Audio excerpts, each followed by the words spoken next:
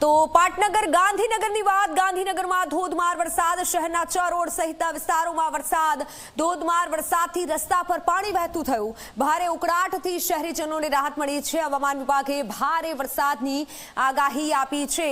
હવામાન વિભાગ એલર્ટ છે, તંત્ર એલર્ટ છે અને તંત્ર તરફથી તમામ સૂચના આપવામાં આવી છે. ગાંધીનગરના દ્રશ્યો જુઓ કે ગાંધીનગરમાં ચ રોડ પર ધોધમાર વરસાદી માહોલ જોવા મળી રહ્યો છે.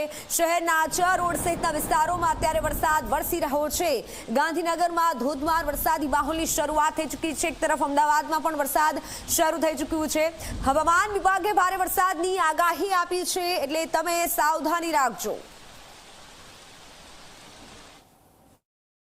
હવામાન વિભાગની આગાહી પ્રમાણે બપોર બાદ રાજ્યના પાટનગર ગાંધીનગરમાં પણ શ્રીકાર વરસાદ પડી રહ્યો હોય એ પ્રકારના દ્રશ્યો જોવા મળી રહ્યા છે. કાળા ડિબાંગ વાદળો સાથે વરસાદનો પ્રારંભ થયો છે. સ્વાભાવિક છે કે છેલ્લા 2 દિવસથી ભારે ઉકળાટ રાજ્યના પાટનગરમાં અનુભવાતો હતો. એના બાદ હવે વરસાદ શરૂ થતાં ક્યાંક ને ક્યાંક એવું કહી શકાય કે હવામાન વિભાગની આગાહી પ્રમાણે વરસાદ પડી રહ્યો છે. એટલે હવામાન વિભાગે અને સ્ટેટ ઓપરેશન સેન્ટર દ્વારા જે પ્રકારની ચેતવણી આપવામાં આવી છે એ પ્રકારે વરસાદ પડશે તો ભારે મુશ્કેલી પાટનગર વાસીઓને થશે. એટલા જ માટે ક્યાંક ને ક્યાંક ઘરની બહાર ન નીકળવાની જે સલાહ છે એ સલાહ પ્રમાણે પણ દરેક લોકોએ સ્ટેટ ઇમરજન્સી સેન્ટરની આગાહી જે છે અથવા ચેતવણી છે એ ચેતવણીનું પાલન કરવું જોઈએ.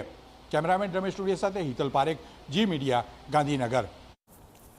તો તમામ લોકોએ હવામાન તરફથી જે ચેતવણી આપી છે અને હવામાન તરફથી જે આગાહી આપવામાં આવી છે તેનું પાલન કરવું પડશે, કારણ કે ધોધમાર વરસાદની પણ આગાહી છે. પણ હાલ જે રીતે સિસ્ટમ નબળી પડી છે, હાલ ગાંધીનગરના આપણે દ્રશ્યો બતાવી રહ્યા છીએ જ્યાં ગાંધીનગરમાં ભારે વરસાદની શરૂઆત થઈ ચૂકી છે.